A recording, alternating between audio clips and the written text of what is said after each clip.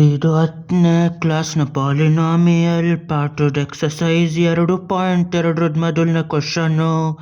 ಇದರಲ್ಲಿ 5ನೇ problem t² -15. ಇಲ್ಲೇನಂತ ಕೊಟ್ಟವ್ರಂದರೆ ಈ ಕ್ವಾಡ್ರಾಟಿಕ್ ಪಾಲಿನಾಮಿಯಲಲ್ಲಿ ಝೀರೋಗಳನ್ನ ಕಂಡುಹಿಡಿಬೇಕು.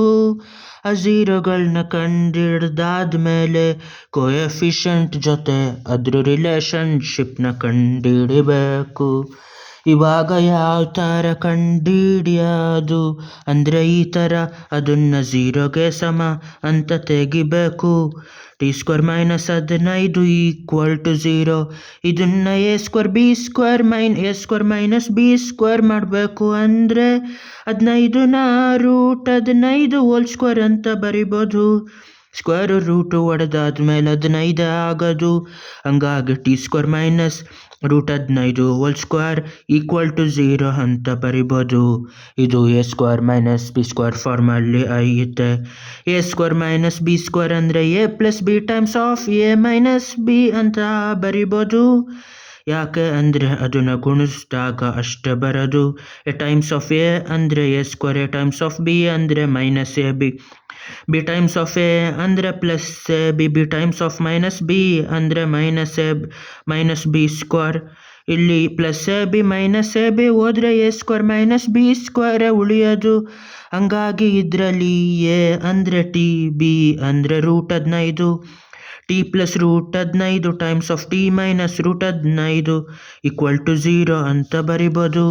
ಇಲ್ಲಿ ಎರಡರಲ್ಲಿ ಯಾವುದಾದ್ರೂ 0 ಆಗಿರ್ಬೋದು. t + √15 ಅಂದರೂ 0 ಮತ್ತು ಇನ್ನೊಂದು t - √15 ಅಂದರೂ 0. ಇಲ್ಲಿ -√15 ಇಲ್ಲೂ -√15 ಮಾಡಬೇಕು. +√15 -√15 ಹೋದ್ಮೇಲೆ ಉಳಿಯೋದು t = -√15.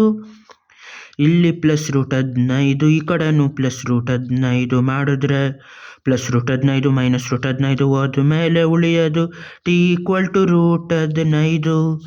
t = √-15 ಒಂದು ಸೊಲ್ಯೂಷನ್, ಇನ್ನೊಂದು t = 15. ಇದು ಆಲ್ಫಾ ಅಂದರೆ ಇದು ಬೀಟಾ. ಇವಾಗ ಇದ್ರದ್ದು ಕೋಎಫಿಷಿಯಂಟ್ದು ರಿಲೇಷನ್ಶಿಪ್ ಕಂಡುಹಿಡಿಬೇಕು. ಇದ್ರದ್ದು ಹೆಂಗೆ ಕಂಡುಹಿಡಿಯೋದು ಅಂದರೆ ಝೀರೋಗಳನ್ನ ಕೂಡಿದಾಗ ಎಷ್ಟು ಬರ್ತದೆ?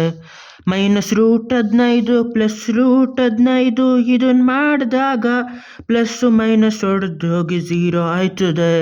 ಅದೇ ಥರ ರೂಟ್ಗಳನ್ನ ಗುಣಿಸಿದಾಗ -√15 +√15 ಅಂತ ಮಾಡಬೇಕು. -√15 ಟೈಮ್ಸ್ ಆಫ್ √15 ಮಾಡಿದ್ರೆ ಮೈನಸ್ ಹಂಗೆ ಮುಂದೆ ಉಳಿತದೆ, √15² ಆಯ್ತದೆ. ಮೈನಸ್ ಏನಾದರೂ ರೂಟ್ ಒಳಗಿದ್ರೆ ಅದು ಇಮ್ಯಾಜಿನರಿ ನಂಬರ್ ಆಯ್ತದೆ. ಇಲ್ಲಿ ಒಳಗಿಲ್ಲ, ಅದಕ್ಕೆ ಆಚೆ ಉಳಿತದೆ.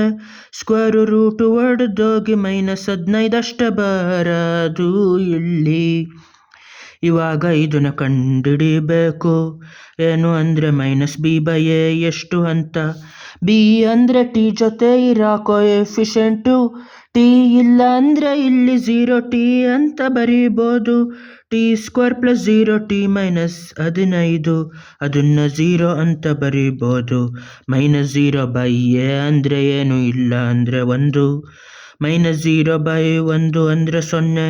ಈಗ ರೂಟ್ಗಳನ್ನ ಕೂಡ್ದಾಗ ಬಂದಿದ್ದು 0. ಅಲ್ಲಿಗೆ ಇದು ಸರಿಯಾಗಿರೋದು.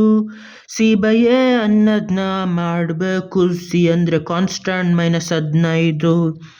ಅದೇ ಥರ t² ಕೋಎಫಿಷಿಯಂಟು 1, -15/1 ಅಂದರೆ -15.